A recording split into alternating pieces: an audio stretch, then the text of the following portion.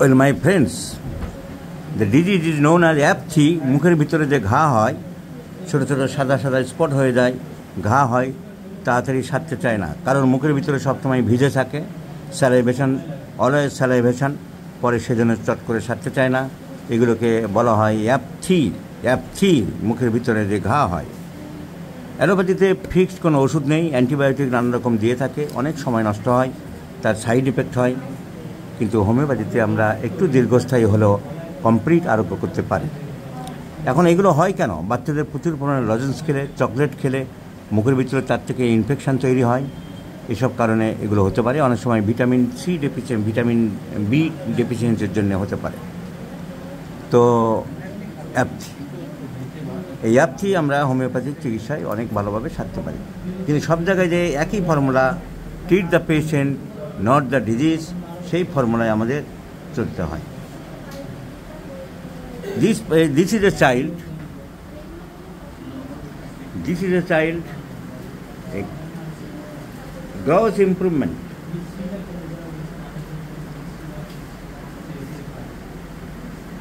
Gross improvement. বড় করে হা করো, জিভ বের করে দাও, আর সরে দিকটা এসো, জিভ বন্ধ করো, জিভ বন্ধ করে এমনি হা করো। এইসব সাইডে, এই যে প্যারেট এবং চিক্সের সাইডে আলসার হয়েছিল, অনেকটা ইম্প্রুভমেন্ট হয়ে গেছে, আর ওষুধ চলছে, single medicine Mercurius.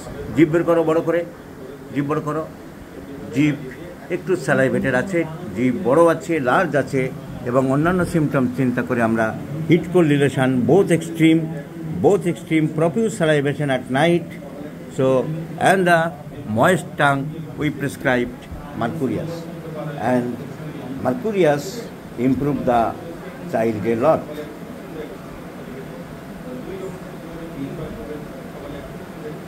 So vitamin deficiency, bacterial infection, there are so many causes for APS. So APS are the small ulcer occurring in groups. এক এক জায়গায় বেশ কিছুটা হয়, আবার একটু গ্যাপ যায়। It is occur in groups in the mouth or also over the tongue.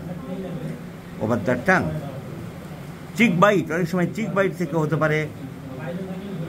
তো we have enough scope, and the child is improving by Mercurius slowly and gradually. Only single medicine Mercurius, soluble is 0 by 1, 2, 3, then soluble is 5, 6, 7, 8, 9, 10, 11, 12, and today I have prescribed soluble is 17, 18, 19, 20, 21.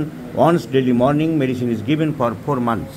So this is the criteria of homeopathic treatment. Only single medicines I have administered for this child. So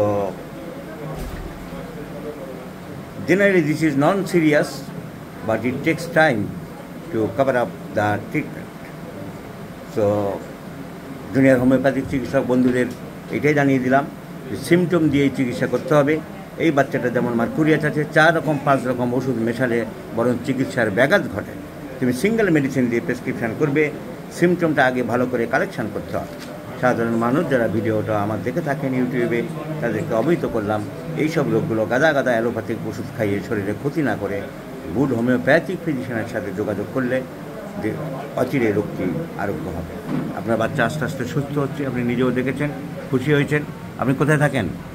তো যে patient has come from the Cooch Behar and they are satisfied. আপনি homeopathy practice করেন? উনি allopathy practice করেন, উনি নিজেই জানেন যে অ্যালোপ্যাথিতে এগুলো পার্মানেন্ট কিওর হয় না। যাক, হোমিওপ্যাথিতে যে আস্তে আস্তে সুস্থ হচ্ছে, এটা তো আপনি স্বীকার করেছেন, দেখতে পাচ্ছেন, এবং আশা করি আরও ইমপ্রুভ হয়ে যাবে। আপনাকে অসংখ্য ধন্যবাদ। আপনি গুছিয়ে প্র্যাকটিস করুন, মানুষের সেবা করছেন, করে যান।